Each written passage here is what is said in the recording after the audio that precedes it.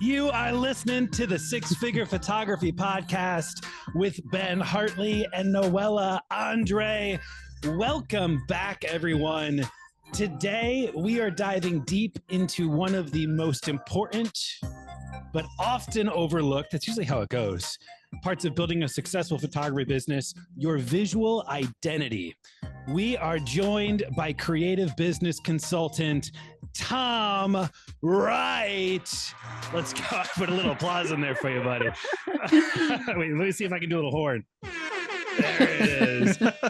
I need to stop. Tom helps photographers, videographers, artists define their style, their aesthetic in order to attract their ideal clients.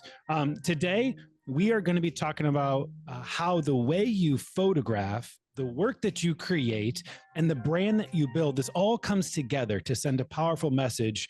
And it's either going to connect you with the right clients or it's going to repel them. I think that's one of the things, Tom, we're going to talk about is like, some people don't realize they have a brand identity. You have a brand identity. It is working. The question is it working for you or against you? So if you've ever wondered how to shape your work without losing your authenticity, to grow a brand that truly feels like you, this conversation is a must listen. Hi, Tom. How are you? Hi, Ben. I'm doing good. Good. Hello, Tom. How are you? Are you doing good today? Yeah, I'm good. I'm good. I was not prepared for that intro at all. The British in me is shrinking now. I feel like I wasn't prepared, and I feel like I owe a public apology for the sound effects to the listeners. The sound effects are the best part of this podcast, Ben. So over the top. Somebody's on their morning commute, and an air horn has gone off and completely changed their day. I mean, it could have been Taylor Swift. It could have been Taylor. So. It could have been. Yeah, I don't know. I pressed the right button this time. You did. Yeah. So Tom, I would just love to start with your story. I'd like to know who you are a little bit, kind of find out how you got into doing the work that you do. Give us the intro. Sure. I'll try and give you the short version because I've been in this industry for way too many years. And it kind of started out back when, I guess like maybe it's probably 14 years ago now. I'm older than I thought.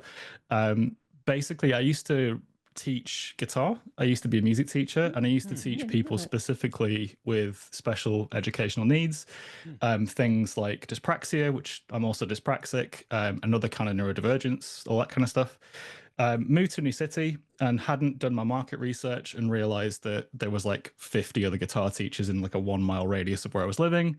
Didn't go very well, started to run out of money, and then like was walking through Manchester, which is like the second largest, but in my opinion, best city in the UK.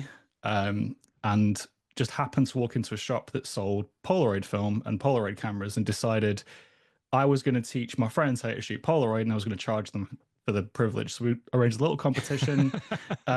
Did you use Polaroid at the time or did you just decide? No, I'd literally never taken a photograph before. So I walked into the store and bought like probably about 40 packs of this like Polaroid film, went on eBay. And at the time, I hadn't realized this, but they'd actually stopped making Polaroid film. And the company I'd bought this film from was called The Impossible Project.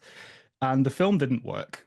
So the way that it was, they basically bought all the machinery from Polaroid when they went out of business, but didn't have any of the chemistry. So they were making this film again completely from scratch. Anyway, we did this scavenger hunt, we did this workshop.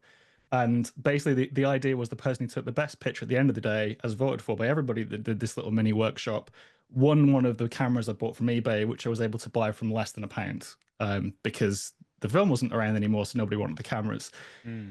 And then the owners of the store asked me why I'd bought so much, because nobody had ever bought that much at one time from them before that. And it turns out they were the distributors for the film in the UK. And they got me doing workshops teaching people how to actually use the film. And not being one to miss an opportunity, I kind of like hyper-focused, deep dived and learned everything there was to learn about this Polaroid film and kind of got the bug from there. Like I'd literally never used a digital camera, started out with the Polaroid stuff, kind of got bit by weddings a little bit, did those like 10 years and then moved into commercial photography not long after that. And then COVID happened and Clubhouse was kind of like a way of me kind of speaking to other creatives that were stuck in the house. So we used to run like a support group for photographers in the UK. There were three of us that started it. Tony Darcy, she's a photographer from about a mile away from me. Adam Johnson, who started one of the biggest education platforms in the UK. And we did like a once daily room for people basically who were stuck and didn't know what to do. And we were just talking about photography and life and all this kind of stuff. And over time, the other two's work commitments picked up and they stopped. And I carried on all the way through lockdown. And by the end of it, we had like 100 to 200 people coming into some of these rooms. We were talking all the time. And the idea was to be positive, try and encourage people, do portfolio reviews, like anything to make people feel better. And at that point, I met Miles Whitboyer, who you just had recently as a guest. And I met Igor Demba, two people that basically kicked me into education. They forced me back into education. I hadn't actually done any teaching in photography since those Polaroid workshops, like right at the beginning of my career. And I hadn't realized the things that I'd learned in that period in the middle were scarce or valuable. I was basically pushed into education again because I'd had quite a few bad experiences with the education industry and photography being a bit too commercialized, maybe a little bit too incentivized by brands, and it had led to kind of some wasted money, etc. So I just thought, well, I could keep my head down, do the work, and go from there until, like I said, Miles dragged me kicking and screaming into education. So yeah, that's the short story. This is actually where I first met you, was on Clubhouse. Right? We did a couple of rooms together. Yeah. There was, what was the call? It was called this something collective. Yeah, so it was Miles had started something called the Photography Collective, Photocro. Right. Yeah. And we used to do a room called Purpose and Positivity. And the idea was we talked about one of those two things for an hour. So we picked a topic, and I think at the time there was a lot of things going on with the Black Lives Matter movement in the States. We had some really like hard conversations around that and tried to get as many voices as we could talking about that. Yeah, I think it was actually that room that I met you in, Ben, the first time. Yeah, that's awesome. It was wild because this is the first time I'm actually seeing you, because we had conversations over just like, it feels like radio. Yeah. Here we are on a podcast. Yeah. I mean, this is all just radio. How old am I? What am I saying? So it's really good to connect the face here. So we're talking visual identity. And I'd like to discuss what this means in the context of a photography business. Because when you say visual identity, are we just talking like your editing style? Is there something different? Is that a part to a whole? Unpack what you mean by that.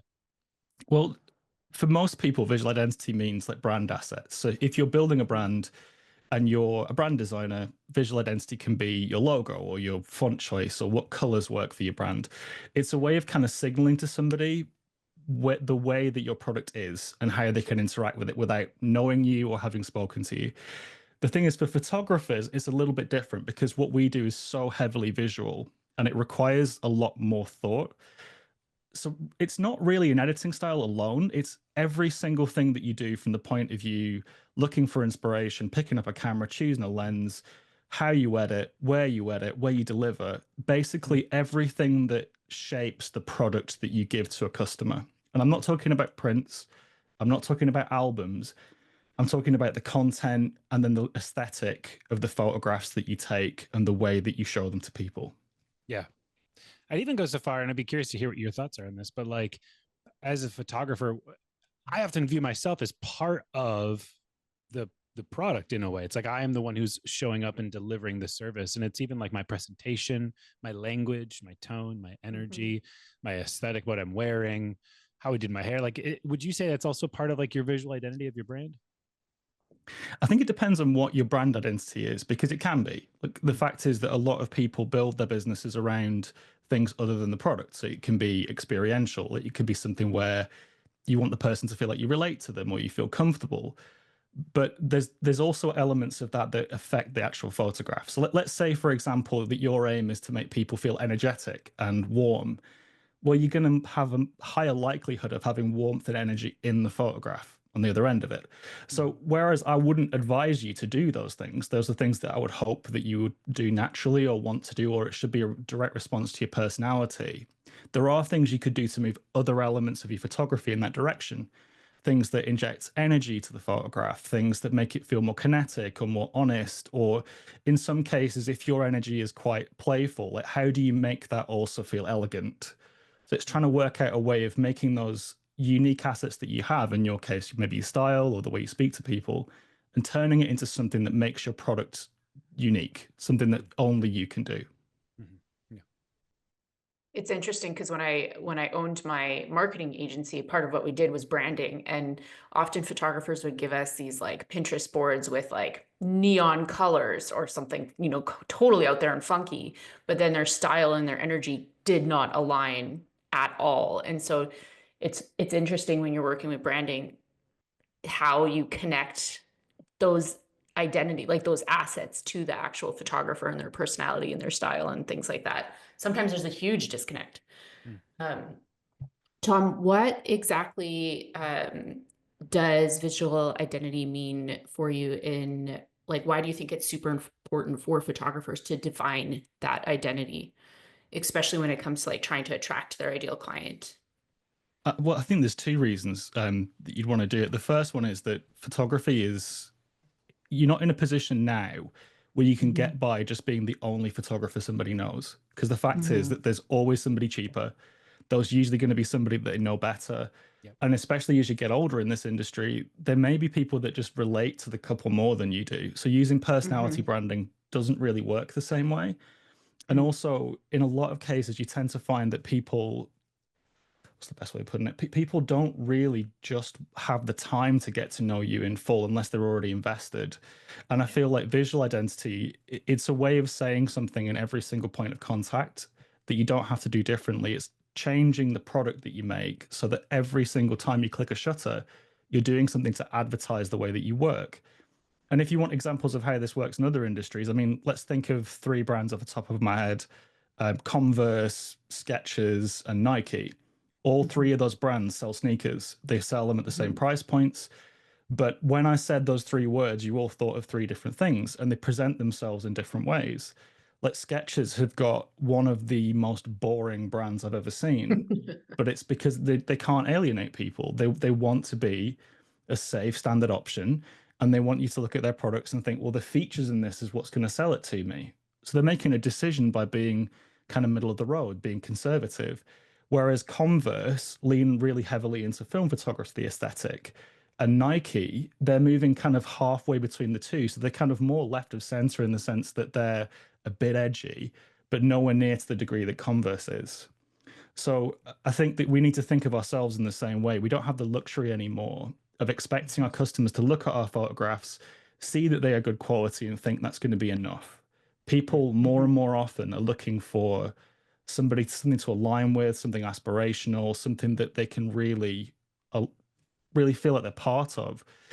And I think the more that you align your work with basically with what your customers care about or what the customers notionally want to be, the more likely you are to have somebody follow you and choose you over somebody that may be more affordable or they maybe know better. So you're talking a lot about alignment.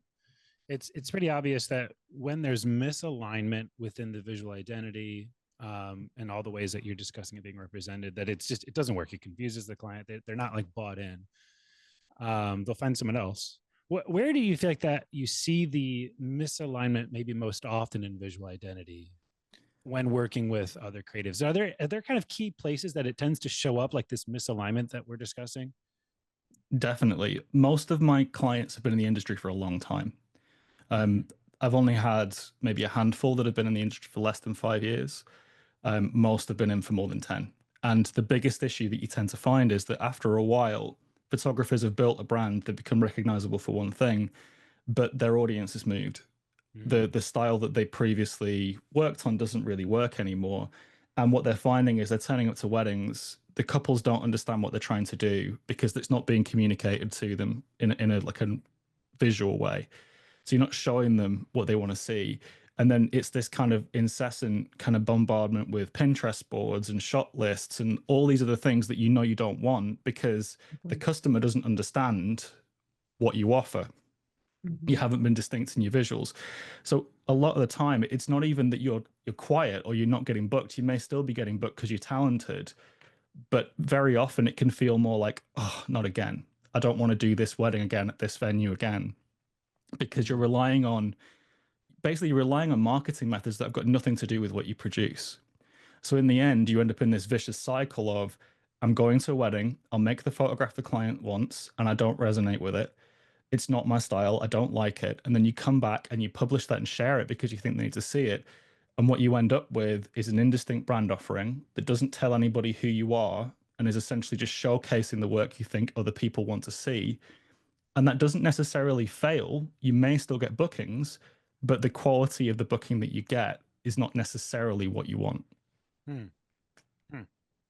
You know, it reminds me, do you guys know who Chris Denner is?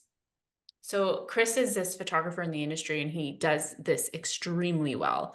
And I'm curious, actually, Tom, I'd love for you to just like check him out at some point, but he's colorful, like he's filled head to toe in colorful tattoos. And his work is so bright and fun and like neon and super colorful and bright confetti. Anyway, this reminds me of like a really good example of someone who does identity really well. But I'm curious, Tom, what do you see as some of the biggest mistakes that photographers make when they're trying to like curate their brand identity? I think that one, Chris's work is beautiful, and looking at it right now, it's like ultra Do you see? vibrant. It's a really great example, I feel like, as someone who does it really well. And this is the thing. I think the number one mistake people make is directly related to this. Like somebody could look at Chris Danner and think, this is amazing, I want this. And that is the trap. Because ultimately, Chris Danner already exists, and he's going to be a better Chris Danner than I ever will be. And the fact is, you need to try and find something that it isn't just an expression of yourself, but it's also unique.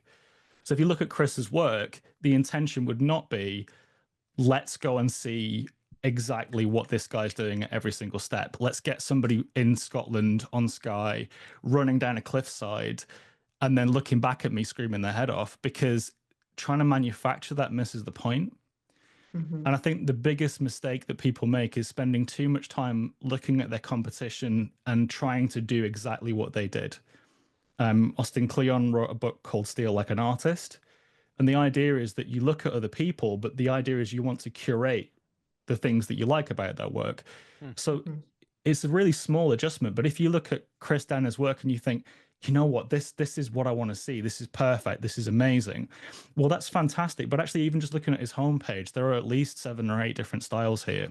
And some of it's very traditional. So even though he leads with these vibrant, powerful images, you can look at his work and think, actually, no, it's traditional. And both of those things are right, because he's quite cleverly shown that he has range in his work. I think that part of the problem we have is that, especially now that other people's work is a click away, this idea of like being able to compare yourself instantly is a genuine problem. And if you spend too much time focusing on how other people work, you don't do any experimentation and you don't try and create in a more authentic way for you. So what I would normally say is, rather than looking to try and do something just because somebody else is doing it, try and build up a practice of like active experimentation. Try and think about how can I move my style in a direction that fits with where I want to be. And you can't do that without direction. And the thing that looking at the photographers does is give you ideas with no intent. Like, where is it going? I want to stay on this topic of like evolving as a photographer, that experimenting, that testing and learning and just developing your style. So how can a photographer then like continue to evolve their work and their aesthetic, their brand identity, grow in their style over time without confusing their audience, without confusing their brand? It depends on the brand, I guess, is the short answer. If you're the kind of person that wants to be perceived as an artist, that can actually give you a lot of freedom, because you can experiment in public. You can do things like show the cameras that you're taking with you, show the results from that weird lens you've decided to try, like test out differential edits, be esoteric in your approach, try and show a great deal of range in the things that you present.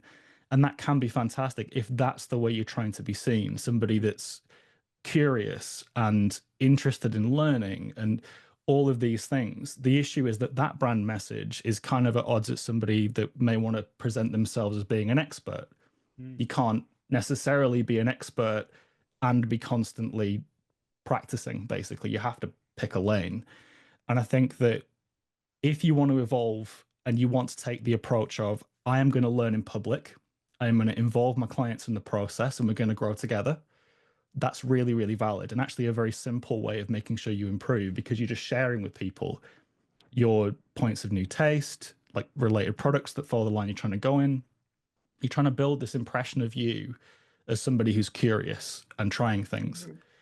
Whereas if you're taking a more considered approach, maybe some wanting to be seen as somebody more classic or masterful or timeless even, you might have to go a different direction, and you might have to do some product development, which essentially means sitting down with materials, with cameras, lenses, editing processes, or even intent, and working behind the scenes before you share in public.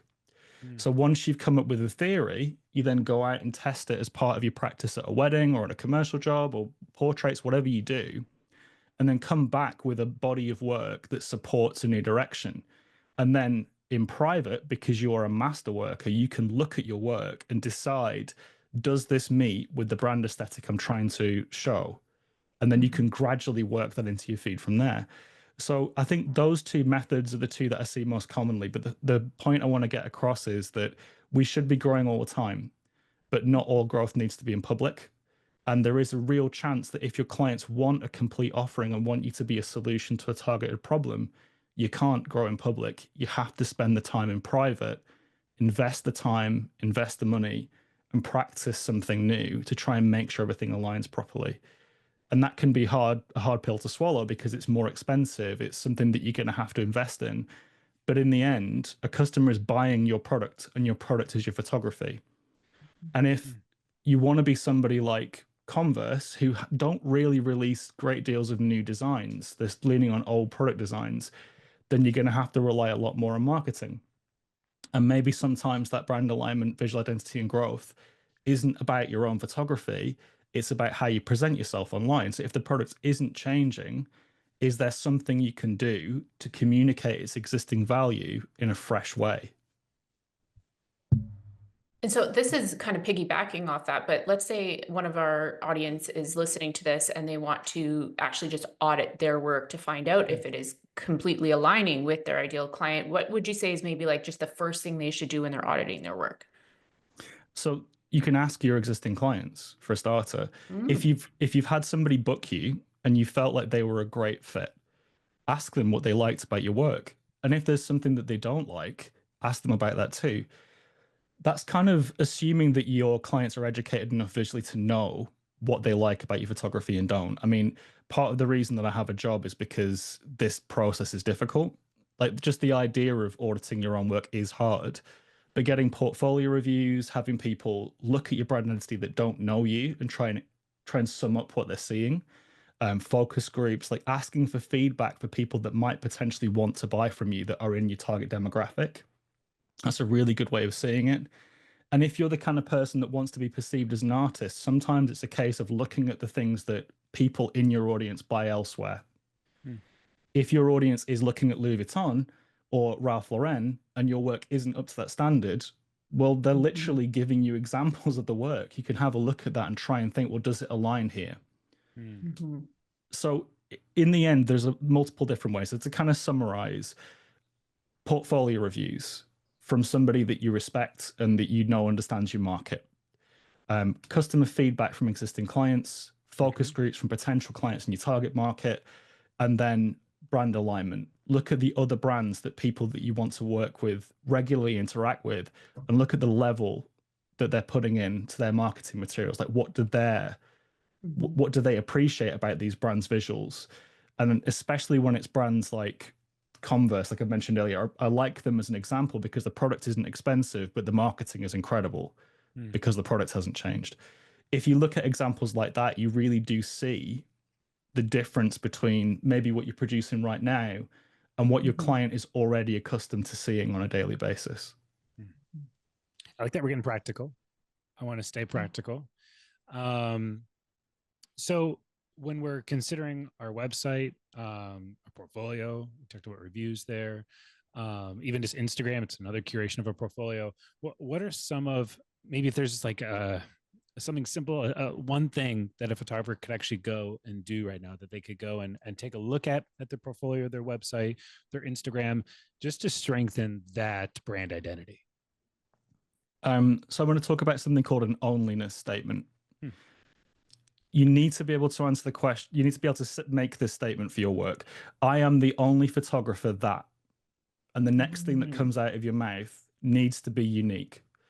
So it doesn't have to be a single statement. It doesn't have to be the only photographer that uses a certain camera, a certain lens, but it can be, I am the only photographer that understands that timelessness is not the most important thing about wedding photography.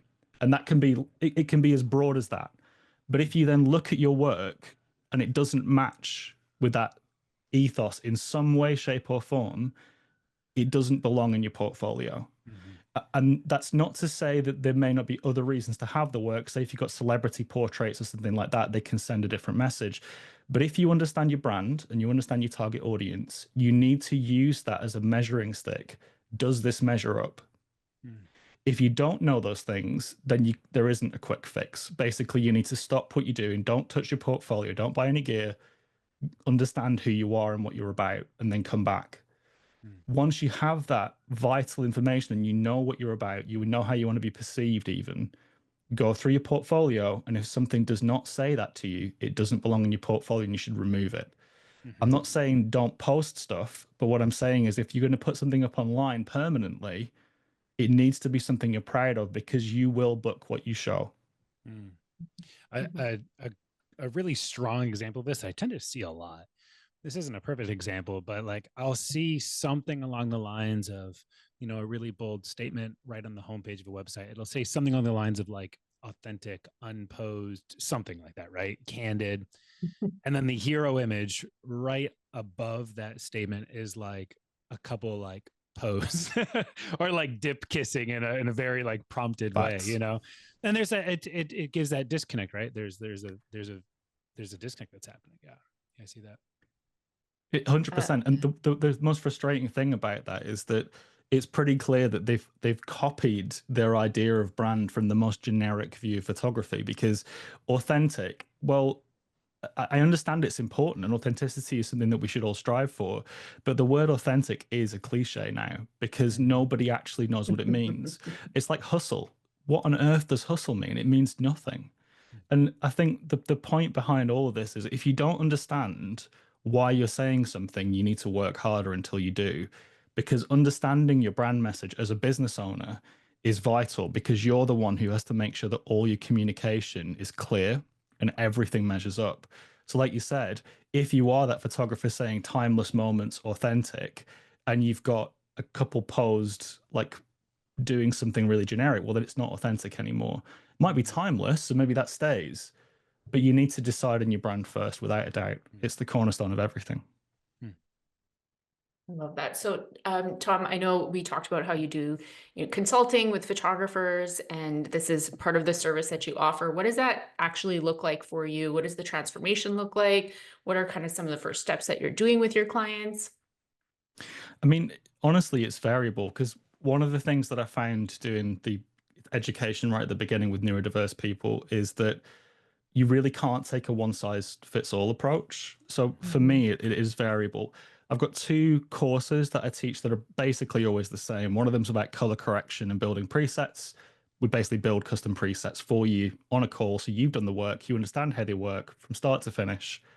And then we do backup and workflow. And the idea is that those 2 things are practical elements that can be repeated. But when it comes to actually developing visual identity, some people get it in the first session. So it could be a case of brainstorming, looking at existing work, looking at aspirations, and then trying to find out what direction to take. But there are other people where it can take months or years of continuous work to get to where they want to be. One of the biggest things you find as well is not everybody is ready to make a change just because they've learned something new there and then. One of the clients I'm most proud of at the moment has actually completely closed his old photography business, taken 6 months, and is coming back under a new business name to do something completely fresh. I am incredibly excited about that project, but it's also taken him probably around about a year now of continuous education, like going through maybe once or twice a month, working on different bits and pieces to try and get him to this point. But the idea is that we start out by analyzing where you are right now, what the cornerstones of your work are currently, and try and find out how you feel about that. Because sometimes it can be exactly what you want, but you want to kind of get rid of all the fat and get rid of everything else that doesn't belong. in other cases, you may not like what you're doing. You might hear the brand message that comes back from the feedback that you get and not like it. And at that point, it's like, well, who am I? Like, where do I begin? And in those situations, it takes longer because there's more work to do. Once we have that, the courses that I offer are perfect, essentially. We can build your presets, we can build your profiles, we can look at cameras and select lenses and camera bodies that work for you, all of those things. But it all starts with an understanding of what you want to produce, who you want to produce it for, and how you want to deliver that for people.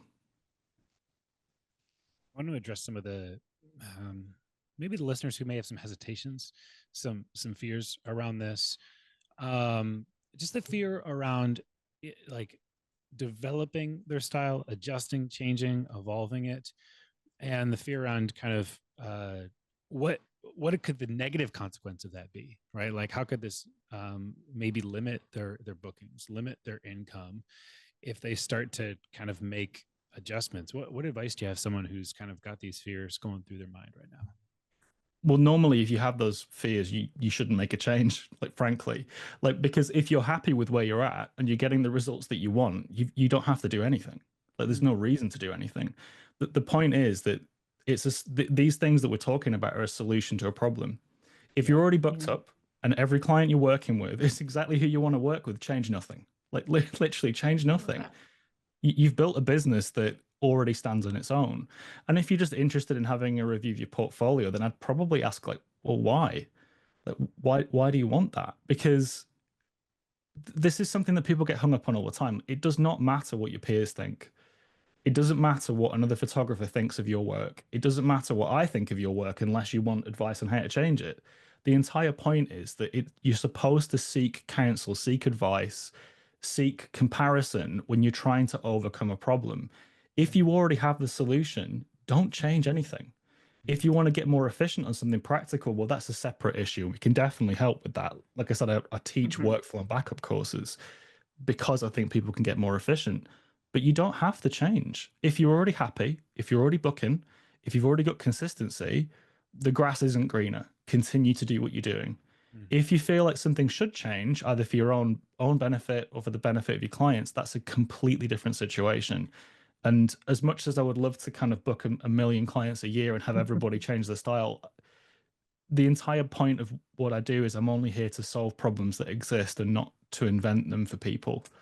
So if you're happy, if you're comfortable, if you're booking, this episode may not be for you now.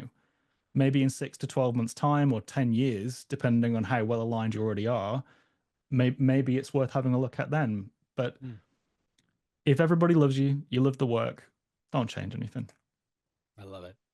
I love it. Yeah, I love it. So, Tom, we're going to wrap things up right away here, but if our audience can get one takeaway from you when it comes to kind of aligning brand identity and attracting their ideal client, what would you have? You need to start with what you're about and who you're for. If you don't know who you're speaking to, if you don't know what you're trying to say to them, there's no point opening your mouth. And I think that online, there's already so much noise. If you're going to say something, it may as well be something good. I love it. Tom, thank you for being here. Thanks for connecting with us. I love just the focus of your conversation. I love the focus of you're just very clear with brand identity. It's not just like, I feel like most people it would just be a single sentence and then the episode would be over. And that'd be it. We'd just be on our way. But I love the depth that you take. And listeners, I hope you can see this. You can see how powerful your visual identity really is, not just in the images that you create, but everything, the way you connect with your clients, the whole experience, everything that you're doing is all communicating something. If you want to connect with Tom, if you want more insights on building your brand that is aligned, that's sustainable, that's magnetic to your target client, make sure that you connect with Tom. We're going to have his information down in the show notes. And hey, if you love this episode, come hang out with us. We're over on YouTube. You can watch us there if you're just listening. So you can go check us out there, or you can subscribe to the podcast. That'd be pretty cool too. But Tom, thank you so much again, man. Thank you for being here. You've been a real wonderful guest. Well, thank you for having me. Honestly, it's been a pleasure. And I've been waiting for a chance to talk to Noella in public for a while. Like, she's genuinely genius. I love it. Thanks, Tom. Well, hey, listeners, thank you again for being here. Until next week, keep showing up. And be kind to yourself.